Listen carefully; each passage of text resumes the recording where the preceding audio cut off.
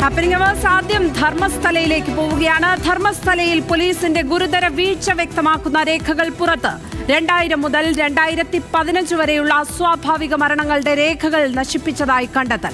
കാലഹരണപ്പെട്ട കേസ് രേഖകൾ നശിപ്പിക്കാമെന്ന നിയമപ്രകാരമാണ് വിവരാവകാശ രേഖയിൽ ലഭിച്ചിരിക്കുന്ന മറുപടി. അതാണ് ആ നിയമപ്രകാരമാണ് നശിപ്പിച്ചത് എന്നുള്ള മറുപടിയാണ് കിട്ടിയിരിക്കുന്നത്. 10 വർഷത്തിനിടെ 485 മരണങ്ങളാണ് ധർമ്മസ്ഥലയിൽ രജിസ്റ്റർ ചെയ്തത്. വിവരങ്ങളുമായി സരീഷ് പി കെ ചേരുന്നു ധർമ്മസ്ഥലയിൽ നിന്നും. സരീഷ്, കേസ് രേഖകൾ നശിപ്പിക്കപ്പെട്ടു എന്ന ഗുരുതരമായ കണ്ടെത്തൽ, ഏത് സാഹചര്യത്തിൽ ഈ കേസ് രേഖകൾ നശിപ്പിച്ചു എന്നാണ് പറയുന്നത്? അപ്പോൾ ഈ പറയുന്ന ആരോപണ വിധേയമായിട്ടുള്ള ഈ ശുചീകരണ തൊഴിലാളി വെളിപ്പെടുത്തിയതടക്കമുള്ള കേസുകളുടെ വിവരങ്ങൾ ഈ രീതിയിൽ നശിപ്പിക്കപ്പെട്ടിട്ടുണ്ടോ?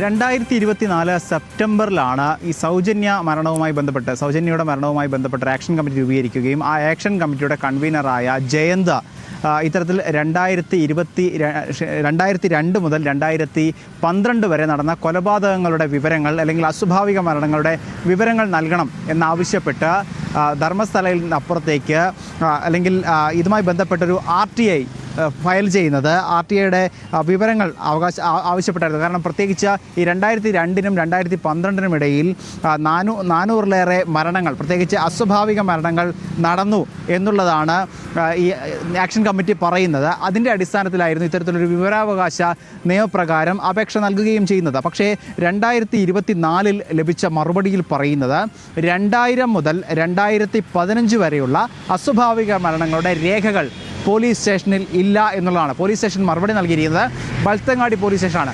പ്രത്യേകിച്ച് ഈ ധർമ്മസ്ഥലയിൽ പോലീസ് സ്റ്റേഷൻ ആരംഭിക്കുന്നത് 5-8 വർഷം മുമ്പ് മാത്രമാണ്. അതുവരെയുള്ള മരണങ്ങളും അസ്വാഭാവിക മരണങ്ങളായാലും സംസ്കാരം ഉൾപ്പെടെയുള്ള കാര്യങ്ങളെല്ലാം UDR ഉൾപ്പെടെയുള്ള കാര്യങ്ങളെല്ലാം ഫയൽ ചെയ്തിരുന്നത് ബൽത്തങ്ങാടിയിലാണ്. അത്തരത്തിൽ കൃത്യമായി സൂക്ഷിക്കേണ്ടിയിരുന്നത്. കാരണം പ്രത്യേകിച്ച് 2023 സെപ്റ്റംബർ നവംബർ 3-ന് ഈ രേഖകൾ നശിപ്പിച്ചു എന്നാണ് RTI നിയമപ്രകാരം ലഭിച്ച മറുപടി.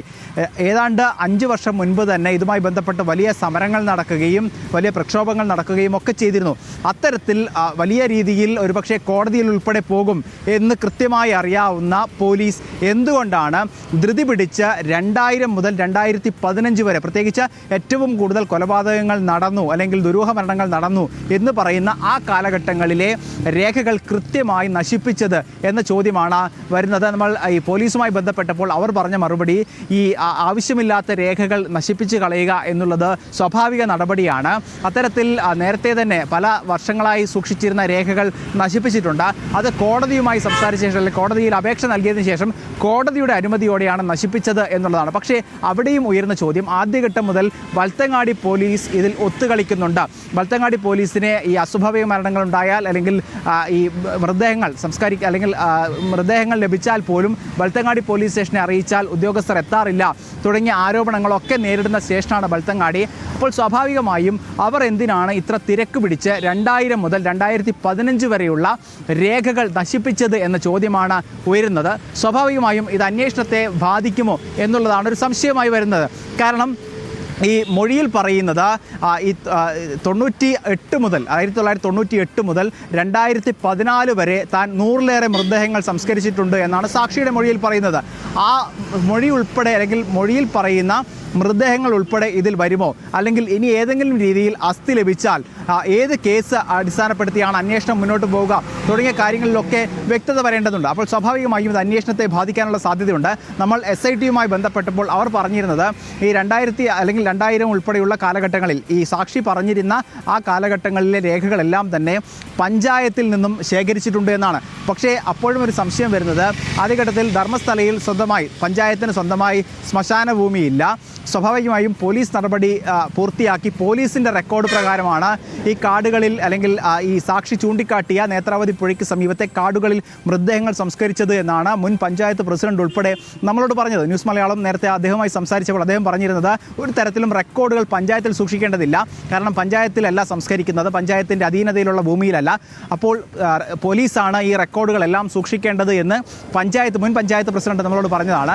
അപ്പോൾ ഈ പഞ്ചായത്തിൽ നിന്നും ശേഖരിച്ച രേഖകളിൽ എത്രത്തോളം പേരുകൾ ഉണ്ടാകും, അല്ലെങ്കിൽ എത്രത്തോളം മൃതദേഹങ്ങൾ സംസ്കരിച്ചിട്ടുണ്ട് എന്ന കൃത്യമായ റെക്കോർഡ് ഉണ്ടാകുമോ തുടങ്ങിയ സംശയങ്ങളെല്ലാം ഉണ്ട്. അപ്പോൾ സ്വാഭാവികമായും ഈ അന്വേഷണത്തെ കാര്യമായി ബാധിക്കുന്ന രീതിയിലാണ് ഈ രേഖകൾ നശിപ്പിച്ചിട്ടുള്ളത് എന്ന് വ്യക്തമാണ്. ഇനി അറിയേണ്ടത് പോലീസിന് എന്ത് മറുപടിയാണ് ഈ സംഭവവുമായി ബന്ധപ്പെട്ട് നൽകാനുള്ളത്, അതോടൊപ്പം തന്നെ SIT ഈ കാര്യത്തിൽ എന്ത് നടപടിയെടുക്കും എന്നുള്ളതാണ്.